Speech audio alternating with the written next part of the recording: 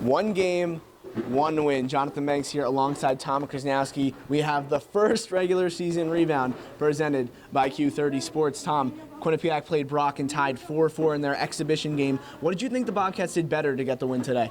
I think they just looked a lot more crisp and comfortable tonight. That's kind of hard to tell maybe on the stat sheet, but when you watch the game, it was very clear.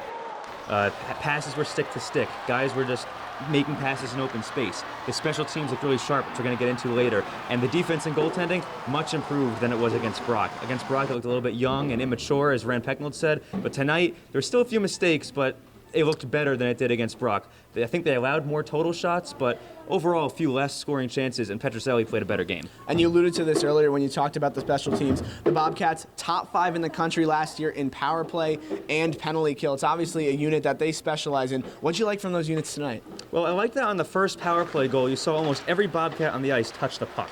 You know, they really had excellent puck movement on that goal by Ethan Lay. And then on the second one, it was more just the classic setup, and it was an absolute laser from the point by Peter Delibertori. He's taking over that role there on the blue line, and that's where he's best suited in the offensive zone. So the power play was great. The penalty kill also good because they used a lot of different forwards and defensemen. They rotate through a lot of guys. They're very capable of doing it. They're comfortable, and I don't think they let a power play go in the preseason game either. So far, unofficially, they're more like 6 for 6 on the PK. A lot of good things to take from that so far. The Bobcats did it tonight, and it wasn't a slouch they're playing. AIC made the NCAA tournament last year as well. Before we get into your thoughts on what Quinnipiac has to improve on tomorrow, let's hear what Rand Pecknold has to say about AIC. You know, for us, like you play who you play, and it's who we had, and it's a good hockey team, and I would think they should win their league relatively easily and give somebody in the NCAA tournament a fits again.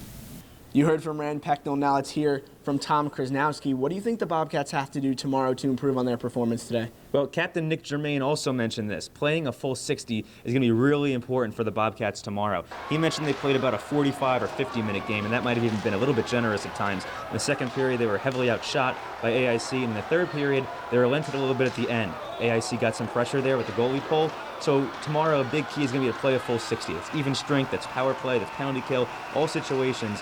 It's tough sometimes, the young team, but if they play that full 60, they can get that win. This young Bobcats team will have another opportunity tomorrow night. They'll travel to Springfield, Massachusetts to take on AIC. For Tom Krosnowski, I'm Jonathan Banks. This has been your first men's hockey rebound for the regular season, presented by Q30 Sports.